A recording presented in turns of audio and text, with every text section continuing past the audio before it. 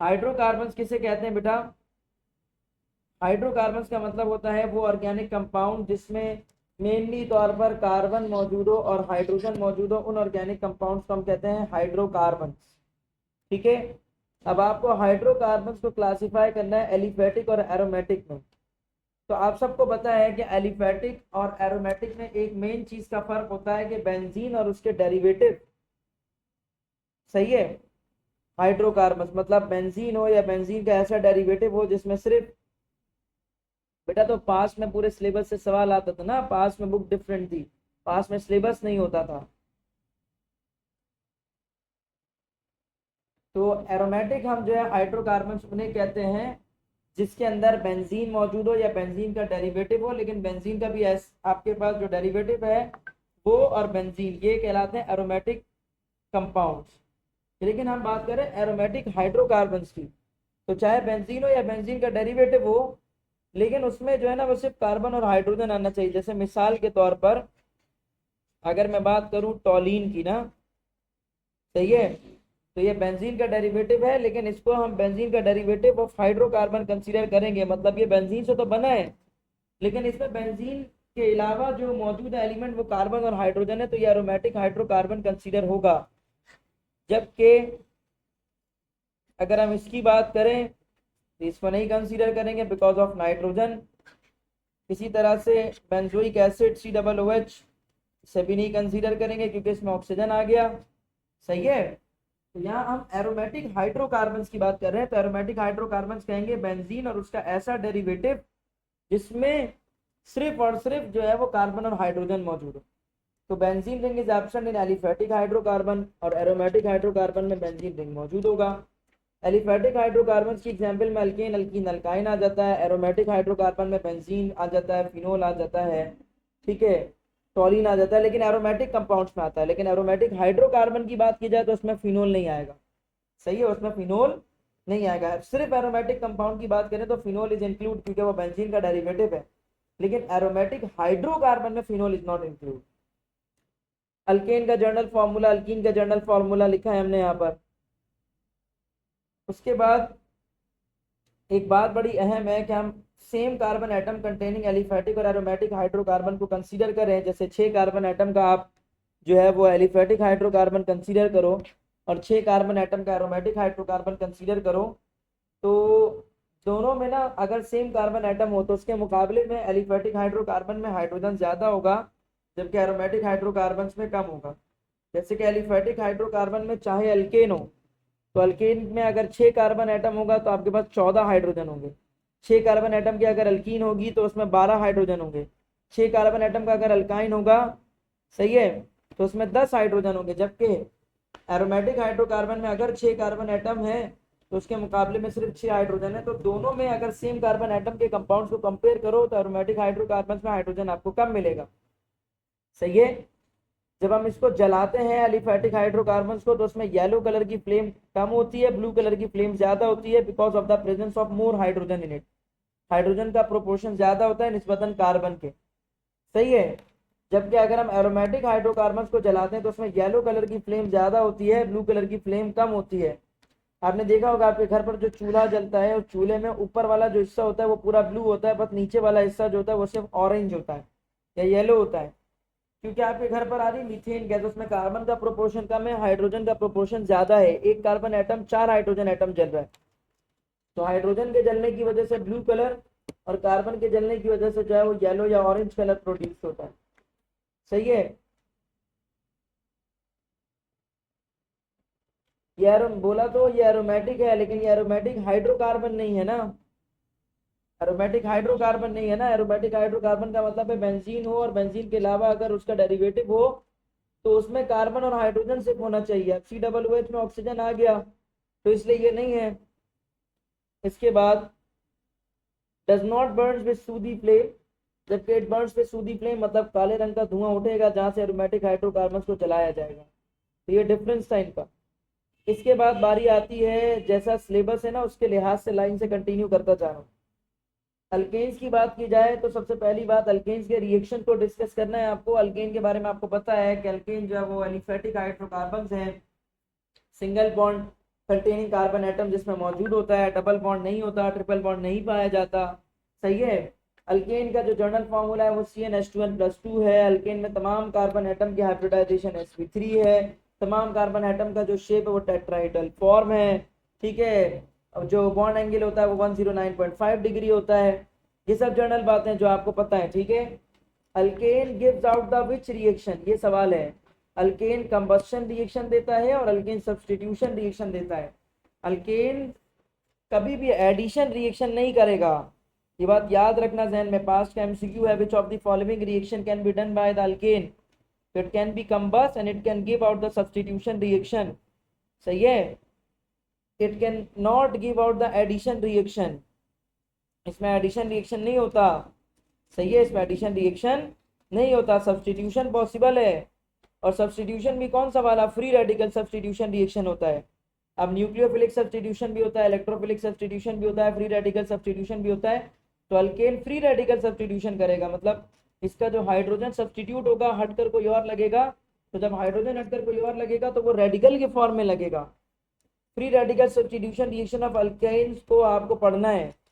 Alkane का पास का MCQ याद रखना कि अल्केन का सबसे सिंपलेस्ट एग्जांपल होता है मीथेन। सही है। अब अगर हम बात करें फ्री रेडिकल सब्स्टिट्यूशन रिएक्शन की, ये एक अलग एमसीक्यू है। उसके बाद अगला एमसीक्यू है कि कितने स्टेप्स में होता है फ्री रेडिकल सब्स्टिट्यूशन रिएक्शन। भाई 3 स्टेप्स होते हैं। पहला कौन सा होता है, इनिशिएशन। दूसरा कौन सा होता है, प्रोपेगेशन। तीसरा कौन सा होता है, टर्मिनेशन होता है। इनिशिएशन, प्रोपेगेशन और टर्मिनेशन। इनिशिएशन की बात की जाए तो इनिशिएशन में क्या होता है भाई, इनिशिएशन में रेडिकल फॉर्म होता है। प्रोपेगेशन की बात की जाए तो एक रेडिकल मॉलिक्यूल से लगकर दूसरा रेडिकल और एक नया मॉलिक्यूल बनाएगा।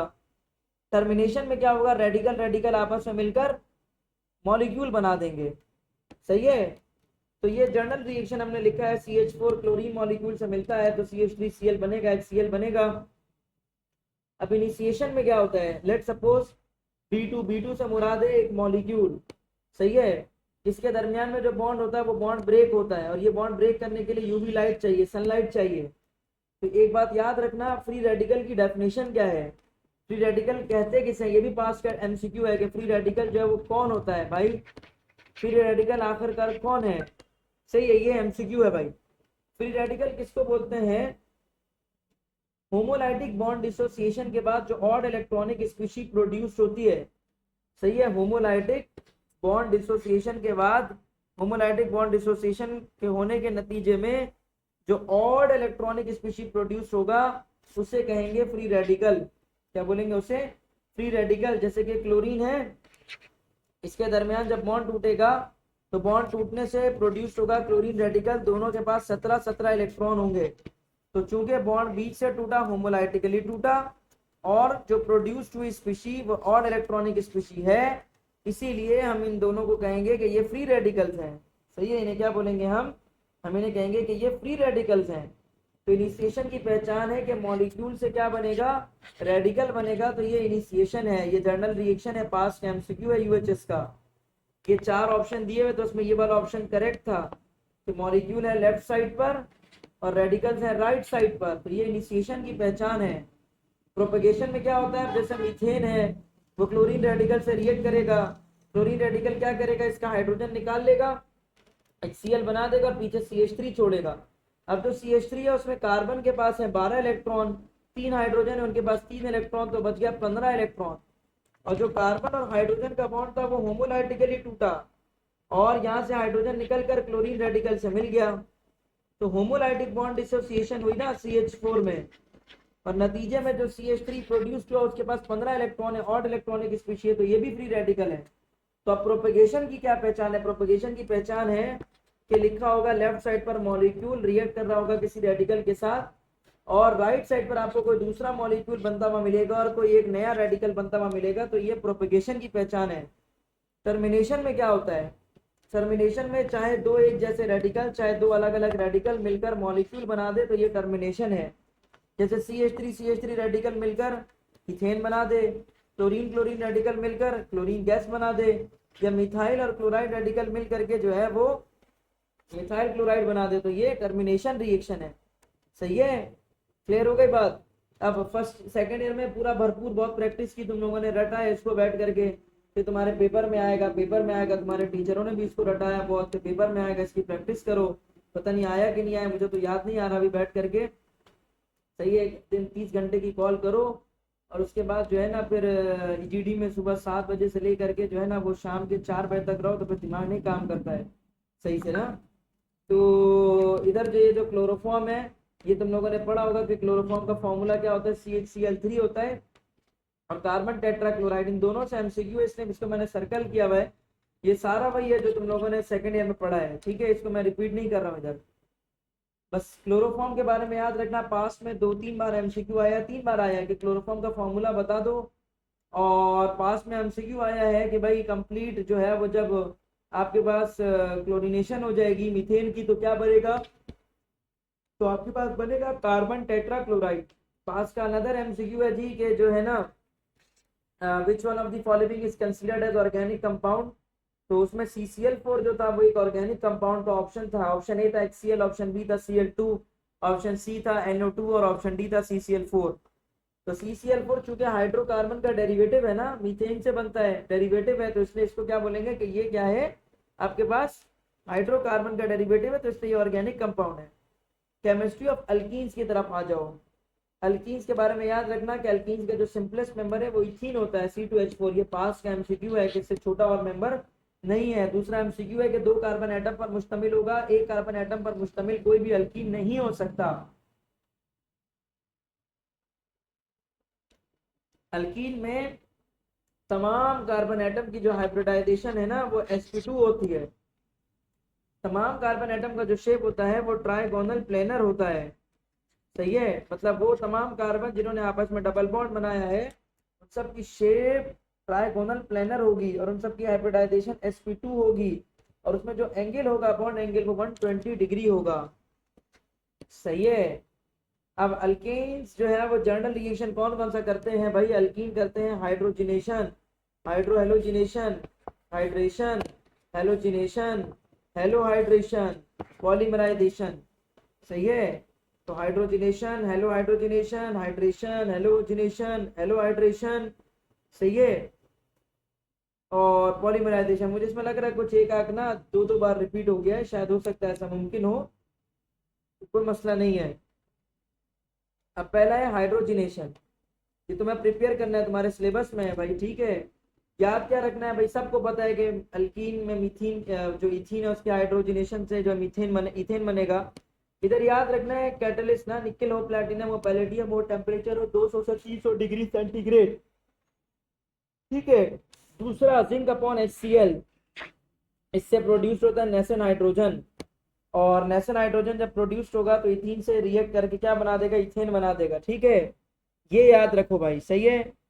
अच्छा, मुझे अगले 10 मिनट में क्लास को मैं ऑफ करूंगा because I have to go to somewhere, सही है। मैसेजेस और कॉल्स आना स्टार्ट हो गए, मुझे वो ध्यान में नहीं था। 10:30 बजे तक वैसे भी हमें क्लास लेनी थी, 10 मिनट क्लास लेट स्टार्ट हुई, इसके लिए माजरत। लेकिन अभी ये लिखा हुआ है तो जल्दी जल्दी हो जा रहा है, वरना भी इतना होता नहीं। अभी 10:22 हो गया, अभी हमारे पास 8 मिनट और मजीद हैं, ठीक है। जो रह जाएगा तो फिर नेक्स्ट क्लास में डिस्कस करेंगे, कल ही इसी टाइम पे इंशाल्लाह कोशिश करेंगे क्लास रखूँ मैं। इसके बाद हाइड्रो हेलोजिनेशन। अच्छा, 1 मिनट रुक करके बता दूं भाई, क्लास इसलिए नहीं हो रही थी, नया नया ताज़ा ताज़ा जो है ना वो हाउस जॉब स्टार्ट हुआ मेरा ना, ठीक है। तो वो जो है नया नया ताज़ा ताज़ा जब हाउस जॉब स्टार्ट होता है बेटा, तो वो बहुत ज़्यादा रगड़ा देते हैं। बहुत ज़्यादा रगड़े से मुराद ये है कि पहले दिन 12 घंटे की ड्यूटी, बहुत टफ। दूसरे दिन फिर वैसे ही, तीसरा दिन ऐसा लगता है कि दिन ख़त्म होने, अभी अभी आया हूँ हॉस्पिटल से शाम में, अभी रात में सो के फिर उठूंगा, फिर सुबह जाना पड़ जाएगा हॉस्पिटल ना। कैसे लग रहा है, उधर ही रह रहा हूँ मैं, ये तो घर आ रहा हूँ बस ऐसी तफरी करने के लिए, ऐसा लग रहा है मुझे। और फिर उसके बाद कॉल लग जाती ना, तो कॉल लगी थी ER में, मैं कल रख सकता था क्लास आप लोगों की, लेकिन हफ्ते के दिन सुबह 7-8 बजे से लेकर के कल जो है ना दोपहर के तकरीबन 11 बजे तक मेरी ER में कॉल थी, और बहुत परेशान कुन कॉल होती है ER में, मतलब इमरजेंसी में। तो इस वजह से जो है ना बेटा थोड़ा सा दिमाग हाजिर नहीं रहता है चीज़ों में ना, तो इधर दिमाग हिल जाता है, पूरी रात जागो, पूरा दिन जागो और दौड़ भाग करो। तो इसलिए क्लास आप लोगों की पिछले हफ्ते बिल्कुल नहीं हो पाई, सही है। इसलिए नहीं हो पाई क्योंकि टाइम एकदम नहीं मिल पाया, मैनेज नहीं हो पाया, इस वजह से टाइम नहीं मिला। तो एक हफ्ते के लिए मैंने आपके सर मुनीब को बोल दिया था कि मैं देखूंगा अभी मेरा टाइम किस तरह से मैनेज हो रहा है, उसके बाद तो मैं क्लास लगाऊंगा, ठीक है। तो परेशान नहीं हुआ करो कि क्लास नहीं हो रही, ख़त्म करा दूंगा सिलेबस ना, टेंशन नहीं लेना, ठीक है। और अगर बहुत ज़्यादा परेशानी हुई तो रात जाग के तुम लोगों के लिए रिकॉर्डिंग कर दूंगा, लेक्चर जो रह गए वो दे दूंगा सारे तुम लोगों को। तो टेंशन नहीं लो, परेशान नहीं हो, सब हो जाएगा पूरा, ठीक है।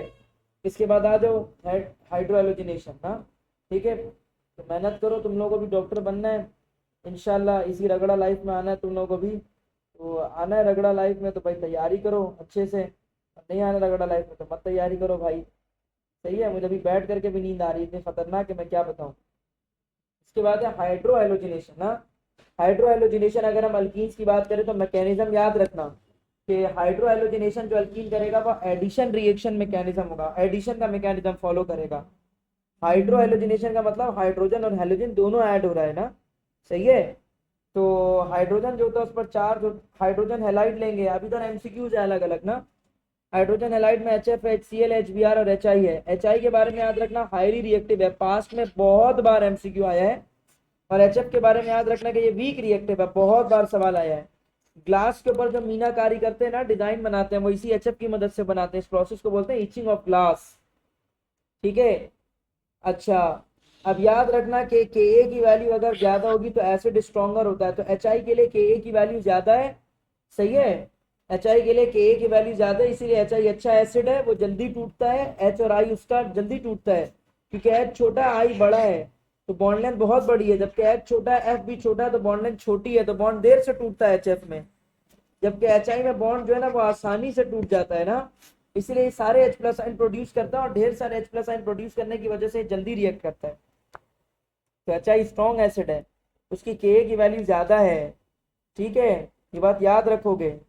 अब रिएक्शन मैकेनिज्म क्या होता है, यहाँ पर फॉलो होता है मार्कोनिक्स ऑफ रूल। हाँ याद रखना, कभी भी पहली बार रिएक्शन हो, दूसरी बार रिएक्शन हो, तीसरी बार, जितनी भी बार रिएक्शन हो रहा है, कोई भी ऐसा कंपाउंड जो आपके पास डबल या ट्रिपल बॉन्ड पर अटैक कर रहा है, मतलब आपके पास कोई एक कंपाउंड दिया गया जिसमें डबल बॉन्ड या ट्रिपल बॉन्ड है, और आप उस पर अटैक करवा रहे हो किसी ऐसे कंपाउंड का जिसमें चार्ज पार्शियल पॉजिटिव और पार्शियल नेगेटिव चार्ज मौजूद है, तो ऐसा कंपाउंड जो डबल बॉन्ड और ट्रिपल बॉन्ड कंटेनिंग कंपाउंड पर अटैक करेगा, तो उस कंपाउंड का जो नेगेटिव एंड होगा वो हमेशा जाएगा उस कार्बन के पास जिसके पास कम हाइड्रोजन हो। तो अभी यहाँ पर तो दोनों कार्बन के पास बराबर बराबर हाइड्रोजन है, लेकिन ये बात याद रखना, जब भी किसी भी एसिड का रिएक्शन करवा हो, चाहे हेलोजन एसिड हो चाहे कोई भी एसिड हो, उसका जो नेगेटिव पार्ट होता है वो हाइड्रोकार्बन में उस कार्बन के पास जाएगा जिसके पास कम हाइड्रोजन होते हैं। और ये रूल कहलाता है मार्कोनिक्स ऑफ रूल, सही है। ये रूल क्या कहलाता है, ये कहलाता है मार्कोनिक्स ऑफ रूल, सही है। क्लियर हो गई बात।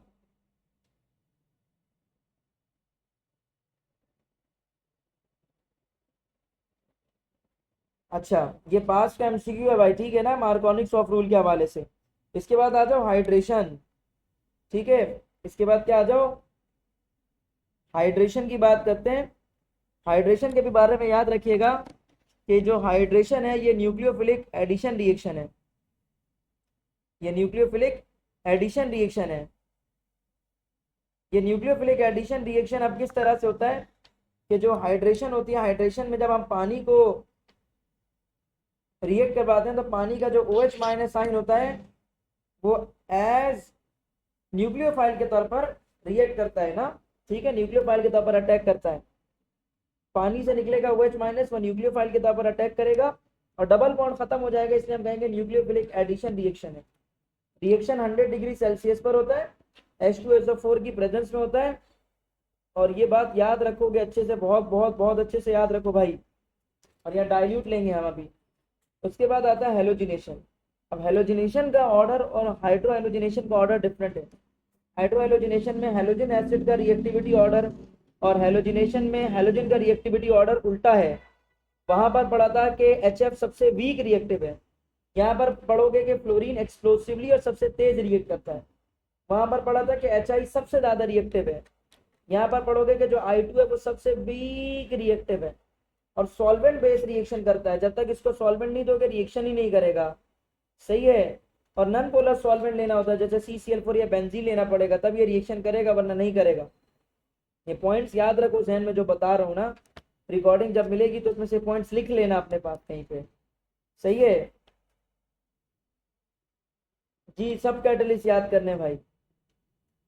इसके बाद हेलो हाइड्रेशन। हाँ, हेलो हाइड्रेशन का मतलब होता है हेलोजन एसिड जो है वो, सॉरी हेलोजन एसिड कह रहा हूँ, हमारे पास हेलोजन और वाटर को जब आप मिलाते हो तो बनता है एक ऑक्सीडाइजिंग एजेंट और एक बनता है रिड्यूसिंग एजेंट, एक बनता है हेलोजन एसिड और एक बनता है हाइपोहेलेस एसिड।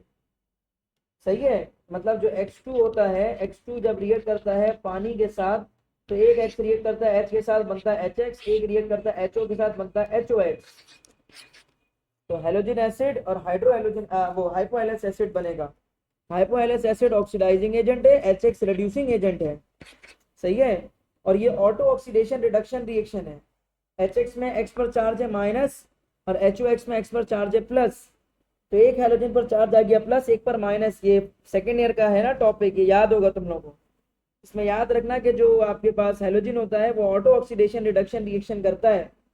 ठीक है, तो इस प्रोसेस में ये वर्ड याद रखना भाई। अब यहाँ पर क्या होगा, जब भी आप अल्कीन को रिएक्शन करवाओगे तो दो अल्कीन लेनी होगी, क्योंकि एक रिएक्ट करेगा HBr के साथ, एक रिएक्ट करेगा HOBr के साथ। HBr से रिएक्ट करके ये प्रोडक्ट बनेगा, HOBr से रिएक्ट करके हेलोहाइड्रिन बनेगी। ये MCQ है पास का कि HOBr से जब हम रिएक्ट करवाएंगे अल्कीन को तो क्या बनेगा, हमारे पास बनेगा हेलोहाइड्रिन। सही है। इसके बाद आगे चलो भाई, इसके बाद आ जाओ, जब आप रिएक्टिविटी की बात करते हैं तो रिएक्टिविटी में सबसे कम रिएक्ट होता है अल्केन, उससे थोड़ा ज्यादा रिएक्ट करता है अल्काइन, और अल्कीन सबसे ज्यादा तेजी से रिएक्शन करता है। अब बच्चों का ये मानना होता है कि अल्कीन को सबसे ज्यादा तेजी से रिएक्शन करना चाहिए, लेकिन अल्कीन तेजी से, वो अल्काइन को सबसे तेजी से रिएक्ट करना चाहिए लेकिन अल्कीन सबसे तेजी से रिएक्ट करता है। वजह क्या है कि जो अल्काइन में ट्रिपल बॉन्ड है ना, वो एक तरह से समझ लो कि जल्दी अवेलेबल नहीं होता रिएक्शन करने के लिए, लेकिन अल्कीन में अवेलेबल होता है डबल बॉन्ड रिएक्शन करने के लिए, इसीलिए ये जल्दी रिएक्ट कर जाता है। सही है। अब आपको जो है ना वो प्रिपरेशन करनी है इथाइन की फ्रॉम एलिमिनेशन रिएक्शन।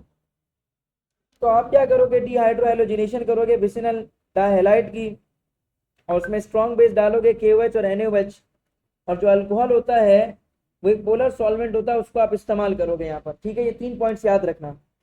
KOH लिया आपने, KOH स्ट्रॉन्ग बेस है, NaOH भी ले सकते हो। अल्कोहलिक सॉल्वेंट लेना होगा। ठीक है, सॉल्वेंट कैसा लेना होगा, आपको अल्कोहल लेना होगा, पानी नहीं ले सकते। क्योंकि आपको लेना है आपके पास यहाँ पर एक नन पोलर सॉल्वेंट लेना है। ठीक है, आपको यहाँ पर क्या करना है, एक नन पोलर सॉल्वेंट लेना है। अब आप जब यहाँ पर अल्काइल हैलाइड को KOH के साथ डालोगे तो एलिमिनेशन रिएक्शन होगा और इथाइन बनेगा और KBr फॉर्म होगा। वैसे रिएक्शन पढ़ने की इतनी जरूरत नहीं है, बस ये बात याद रखो, स्ट्रॉन्ग बेस की प्रेजेंस में रिएक्शन होता है और नॉन पोलर सॉल्वेंट होगा यहाँ पर। ठीक है, नॉन पोलर सॉल्वेंट होगा, पोलर होगा सॉल्वेंट, पोलर नॉन पोलर नहीं, पोलर होगा, सॉरी। बस अल्कोहल के बारे में याद रखो। एसिडिटी ऑफ अल्काइन की बात की जाए तो एसिडिटी ऑफ अल्काइन के बारे में याद रखो, दो तरह की अल्काइन होती है, बहुत अहम पॉइंट बता रहा हूँ। दो तरह की अल्काइन होती है, एक होता है टर्मिनल अल्काइन, एक होता है सेंट्रल अल्काइन। टर्मिनल अल्काइन में मतलब ये होता है कि जिसके आखिर में जो कार्बन हो वो ट्रिपल बॉन्ड कंटेनिंग हो, तो लाजमी उसका जो एक वैलेंसी बचेगा वो हाइड्रोजन के साथ सेटिस्फाई होगा। अब इथाइन की बात की जाए तो दोनों ही कार्बन उसके आखिरी वाले ऐसे हैं जिनके बीच में ट्रिपल बॉन्ड मौजूद है, इसलिए वो कॉर्नर पर एक हाइड्रोजन से कनेक्ट है, तो ये एसिडिक हाइड्रोजन कहलाएगा, क्योंकि ये अपना टर्मिनल हाइड्रोजन रिमूव कर सकता है। एसिडिक हाइड्रोजन के लिए दो रिएक्शन उसको प्रूव करते हैं। जो आपके पास सिल्वर एसिटाइलाइड और रेड कॉपर एसिटाइलाइड आपके पास बनता है, प्रेसिपिटेट व्हाइट और प्रेसिपिटेट रेड कलर का जो बनता है, ये प्रूव करता है कि दो हाइड्रोजन जो है वो प्रोड्यूस किए इथाइन ने, इट मींस कि ये एसिडिक कैरेक्टर है, अमोनिया की प्रेजेंस में ये रिएक्शन होगा। ठीक है। और नॉन टर्मिनल अल्काइन जो आपके पास है, मतलब जिसमें चेन के बीच में जैसे फॉर एग्जांपल CH3 हो, ट्रिपल बॉन्ड कार्बन हो, फिर कार्बन हो, फिर CH3 हो, तो ये एसिडिक नहीं है अल्काइन, ये टर्मिनल अल्काइन नहीं है, इसके टर्मिनल कार्बन से हाइड्रोजन नहीं रिमूव होगा। सही है, तो ये एसिडिक नहीं है। तो ये था भाई आपके पास जो है ना वो अल्केन अल्कीन और अल्काइन से रिलेटेड हाइड्रोकार्बन का जो पोर्शन MD कैट के सिलेबस में था वो हमने यहाँ तक कवर किया है। अगर कोई रिमेनिंग टॉपिक होगा तो इंशाल्लाह फिर इसके बाद जो नेक्स्ट क्लास होगी उसमें हम कवर करेंगे। ठीक है भाई बच्चों, अपना ख्याल रखना बहुत सारा, मेरे लिए दुआ करो कि मेरी थकान थोड़ी कम हो जाए और मैं आसानी से अपनी हाउस जॉब को तेज़ी के साथ कंप्लीट कर लूँ। ठीक है भाई, जज़ाकल्लाह खैर, आमीन सुम्मा आमीन। बहुत मुश्किल है भाई काम करना, मुश्किल है, डॉक्टर बनना भी मुश्किल है, डॉक्टर बन के बनते रहना भी मुश्किल है, फिर बनने के बाद काम करना भी मुश्किल है, फिर आगे पढ़ना भी बहुत मुश्किल है भाई, आसान नहीं है डॉक्टर बनना। It is not an easy task, ये सोच समझ के आना भाई। सर प्रैक्टिस बुक्स का बता दें, मुन्ना बिनिश जिया, जजाकल्ला भाई। हार्ड वर्किंग सबको होना पड़ता है बेटा, सारे डॉक्टर्स हार्ड वर्किंग होते हैं, कोई भी ना सॉफ्ट वर्किंग नहीं होता, सब डॉक्टर्स हार्ड वर्किंग होते हैं, करना पड़ता है। प्रैक्टिस बुक के लिए मुन्ना आप जो है रब्ता कर लो व्हाट्सएप पर मेरे 0347080455 सही है, ये नंबर दे दिया है 0347080455। ये प्रैक्टिस बुक के हवाले से कुछ भी पूछना हो तो आप पूछ लेना, ठीक है। प्रैक्टिस बुक की जो भी कॉस्ट है कैसे आएगी नहीं आएगी वो सब बता दूंगा, ठीक है। सर हर चीज़ में स्ट्रगल है भाई, आसान कुछ भी नहीं बेटा, आसान कुछ भी नहीं, और मेडिकल लाइफ में डॉक्टर बनना सबसे मुश्किल काम है। ओके सर, जजाकल्ला, बहुत शुक्रिया बेटा। बच्चों दुआ में याद रखो, अपना ख्याल रखो, अल्लाह हाफिज़।